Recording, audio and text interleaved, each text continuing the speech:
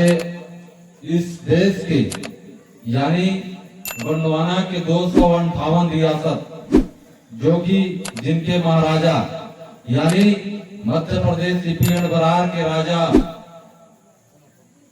महाराजा अमर शहीद परम सम्मानीय शंकर शाह रघुनाथ साहब मरावी जी का जो बलिदान दिवस आपके ग्राम आमाडांड में रखा गया है।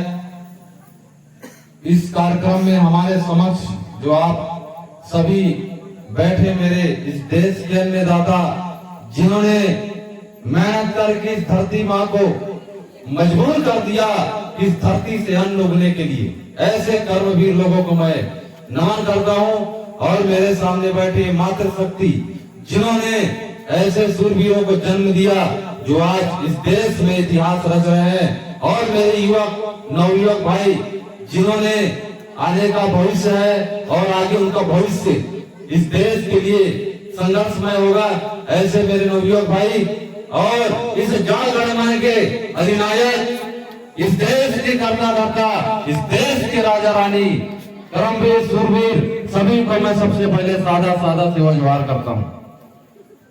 दोस्तों, यह जो आपके ग्राम आमाडांड में ये जो छोटे से पंडाल लगा है, ये जो छोटे से कार्यक्रम रखा गया है, इस कार्यक्रम में सबसे पहले मैं धन्यवाद देना चाहता हूँ। इस कार्यक्रम के कर रहे अध्यक्षता कर रहे परम सम्मानीय हमारे भाई सरपंच हमारा लाल बहादुर सिंह मुके जी, इनको मैं सबसे ज्यादा धन्यवाद देना चाहता हूँ कि इन्होंने ऐसा कार्यक्रम रख के आपके आमाडांड में इतिहास रच रहा है। ये आपके आमाडांड में पहला कार्यक्रम हमारा पूर्वजों का। इसके पश्चात हमारे बीच में मैं धन्यवाद देना चाहता हूँ हमारे ग्राम जलारी के सरपंच भाई सूर्य प्रताप मरावी जी, जिन्होंने ऐसे अपने पूर्वजों को याद करने के लिए ऐसा मंच में आज सहयोग प्रदान किया। इनको मैं तहे दिल से धन्यवाद करता हूँ।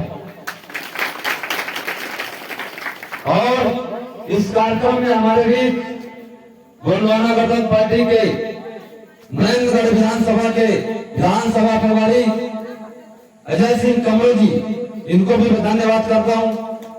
और हमारे युवा मोर्चा कारवार जिला अध्यक्ष उदय भान उके जी, जिला उपाध्यक्ष राम भजन श्याम जी एवं समस्त मेरे कार्यकर्ता बंधु, मेरे मंच में मंचासीन मेरे समस्त पंच भाई एवं सगा समाज सभी को मैं सादा सेवा जोहार करता हूँ। दोस्तों, यह जो कार्यक्रम आपके ग्राम आमाडांड में, यह हमारा एक मैसेज यानी एक संदेश आपके ग्राम आमाडांड में हमारे आदिवासियों का पहचान, जो आज तक हम लोग इस देश में रहकर अपने पूर्वजों के बारे में नहीं जान पाए, नहीं समझ पाए। दोस्तों, इसी छोटे कार्यक्रम के माध्यम से हम लोग आज आपके बीच में आए हैं कि आपके पूर्वज जिन्होंने आपके लिए बलिदान दिया, जिन्होंने आपके लिए कुर्बानी दिया, लेकिन आज तक आपको किसी भी किताबों में आपके पूर्वजों का इतिहास नहीं दिखेगा दोस्तों। लेकिन आज हम लोग इस इतिहास को जागृत करने के लिए ग्राम आमाडांड में उपस्थित हुए हैं, क्योंकि कहीं न कहीं आज आदिवासियों का इतिहास किताबों में देखने को नहीं मिलता। हम लोगों ने बहुत पढ़ाई किया है, पहली दूसरी 12वीं 10वीं कॉलेज MSc सब पढ़ाई हम लोगों ने किया, लेकिन किसी किताबों में हम लोगों ने नहीं पाया कि आदिवासियों के पूर्वजों ने इस भारत देश को आजाद कराने के लिए जो अपना बलिदान दिया, जो त्याग दिया, उस बलिदान को कहीं पे हमारा किताबों में अंकित नहीं किया गया। कितना दुख का बात है, कितना अन्याय की बात है हमारे समाज के लिए कि हमारे पूर्वजों ने इतना बलिदान दिया, लेकिन आज तक हमारे पूर्वजों का इतिहास में कहीं नाम दर्ज नहीं किया गया। इसके विषय में हमको सोचना पड़ेगा, समझना पड़ेगा कि वाकई में ऐसा क्या हुआ कि हमारे पूर्वजों का जो इतिहास दबाया जा रहा है। हम बात करेंगे ये हमारे महाराजा शंकर शाह रघुनाथ साहब मरावी, जो 52 परगना के राज्य के राजा थे, यानी उसमें 258 रियासतें उनके अधिकार में थी। ऐसे राजाओं का जिन्होंने अपने शासन काल में इस भारत देश में सोने का सिक्का चलाया और इनके राजपाट में कभी किसी घर में चोरी नहीं हुआ, किसी के घर में डकैती नहीं हुआ और किसी माँ बहन के साथ इज्जत से खिलवाड़ नहीं हुआ। ऐसे राजपाट करने वाले हमारे राजा थे, इसको समझना पड़ेगा। ऐसे राजपाट चलाने वाले लोगों का ये कहानी है, जो इतिहास है, जो हमारे लोगों के साथ में छल किया गया। कैसा छल हुआ? 1564, यानी आप बात समझेंगे, ये भारत देश आजाद होने से पहले की बात है। यानी हमारे जब देश के राजा राज किया करते थे तो बाहर से हमारा जो अंग्रेज, यानी जिसको हम लोग गोरे अंग्रेज जिसको बोलते हैं ना, अंग्रेज यहाँ पे आए व्यापार के नाम से, और इस देश में आने के बाद हमारे जो पूर्वज रहे, जो राजपाट कर रहे थे, उनका राज छीनने के लिए, उनको गुलाम बनाने के लिए कई तरह का रणनीति तैयार की। उसमें यही हमारे महाराजा उनके चाल में फंस गए। यानी उस समय हमारे राजाओं को छल से, यानी हमारे बीच का आदमी, हमारे बीच का ही आदमी था जिन्होंने बताया कि राजा साहब यहाँ अकेले हैं, आप जाके इसको पकड़ लीजिए। अंग्रेजों ने धोखे से हमारे राजा को पकड़ा। क्यों पकड़ा?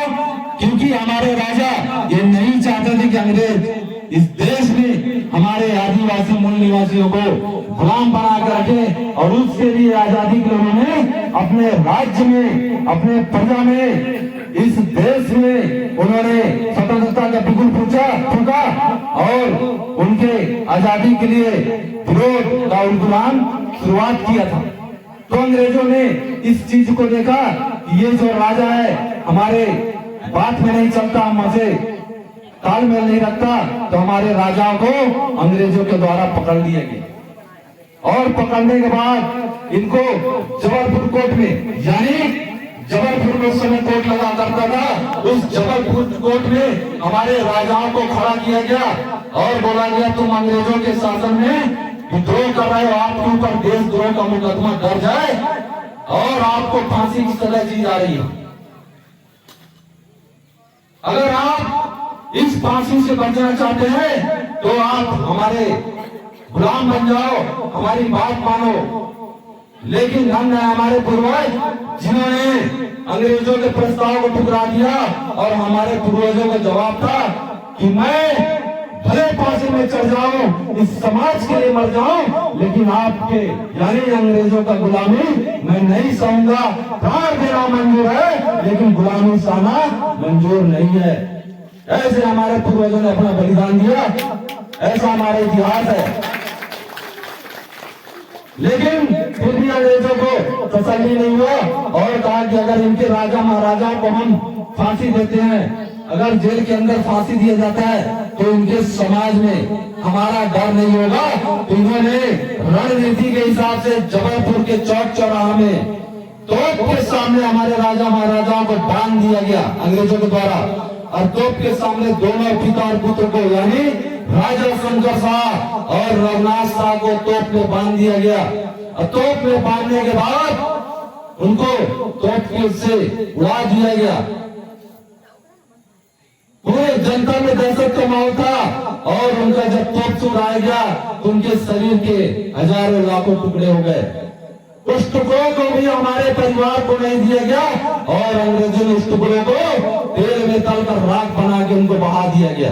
इतना अन्याय हमारे राजा महाराजाओं के साथ अंग्रेजों ने किया, लेकिन आज तक ऐसा हमारे किताब में इतिहास को शासन प्रशासन के लोग अंकित नहीं कर रहे हैं। आदिवासी के राजा महाराजाओं पे जो त्याग है बलिदान को, उसको छिपाकर हमारे आदिवासियों को गुमराह किया जा रहा है। दोस्तों, इस बात को समझना पड़ेगा, जिस समाज का गुरु नहीं होता, जिस समाज का धर्म नहीं होता, जिस समाज का भाषा नहीं होता, वो समाज कभी विकास नहीं कर सकता। दोस्तों, इसको समझना पड़ेगा, क्योंकि हमारा समाज धीरे धीरे जरूर राजा परिवार के हम लोग है, लेकिन आज हमारे आदिवासी परिवार की स्थिति है कि आज हम लोग रंग बनते चले जा रहे हैं। इस बात को समझना पड़ेगा कि जो राजा था आज रोड पे है, और जो कहने की बात नहीं है कि जो क्या था और क्या हो गया।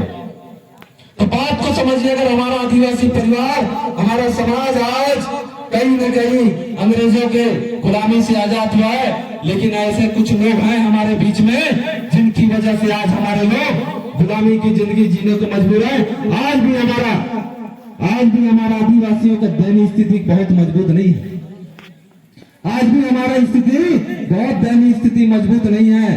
कहीं ना कहीं देखेंगे तो 2 टाइम का खाने का, परिवार पालने का, इतने में हमारा रोजी रोटी चल रहा है। बहुत ज्यादा हम पैसे वाले नहीं बन पाए, जबकि आदिवासियों यानी यूएनए संयुक्त राष्ट्र ऑर्गेनाइजेशन यानी संयुक्त राष्ट्र संघ के लोगों ने कहा था कि इस देश का मूल मालिक आदिवासी है। इस देश में अगर प्रथम कोई राजपाट किया, इस देश का मूल मालिक आदिवासी ही किया, कहा उन्होंने। लेकिन आज आप लोगों को सोचना पड़ेगा कि छत्तीसगढ़ में सन 2000 में 79 लाख आदिवासियों की संख्या थी। यानी सन 2000 में जब भी गणना हुआ, उस समय छत्तीसगढ़ में आदिवासियों की संख्या 79 लाख था। लेकिन आज हमारे छत्तीसगढ़ में सन 2024 में 48 से 49 लाख हो गया दोस्तों। यानी आपकी संख्या इतने साल में बढ़ना चाहिए कि घटना चाहिए? यानी इतने दिनों में आदिवासियों की संख्या बढ़नी थी कि घटनी थी? लेकिन ऐसा क्या हुआ कि हमारे आदिवासी जमीन में चले गए कि आसमान में चले गए? हमारे आदिवासी की संख्या घट रही है 79 लाख से आज 49 लाख में। यानी जिस दिन आपकी संख्या इस गांव में आदिवासियों की संख्या प्रत्येक गांव में जिस दिन घट जाएगा, उस दिन आपका राजपाट खत्म हो जाएगा। और ये सभी लोग चाहते हैं कि आपका राजपाट चला जाए। इसलिए दिन ब दिन आपको कहीं ना कहीं से आदिवासियों की संख्या लगातार घटाया जा रहा है, कि जिससे आपका राजपाट, आपका जब संख्या चले जाएगा, आप अपनी आवाज नहीं उठा पाएंगे, आप अपनी बात नहीं कर पाएंगे। और जिस दिन आपकी संख्या घट जाएगी तो आपका राजपाट जाने वाला है दोस्तों। आप ऐसे जो बैठ के मंच में हम लोग बैठ जा रहे हैं, ये अधिकार हमारा समाप्त होने वाला है। आज अगर हम लोग अपने समाज के बारे में विचार नहीं करेंगे, अपने आने वाले पीढ़ी के बारे में विचार नहीं करेंगे, तो हो सकता है कि जब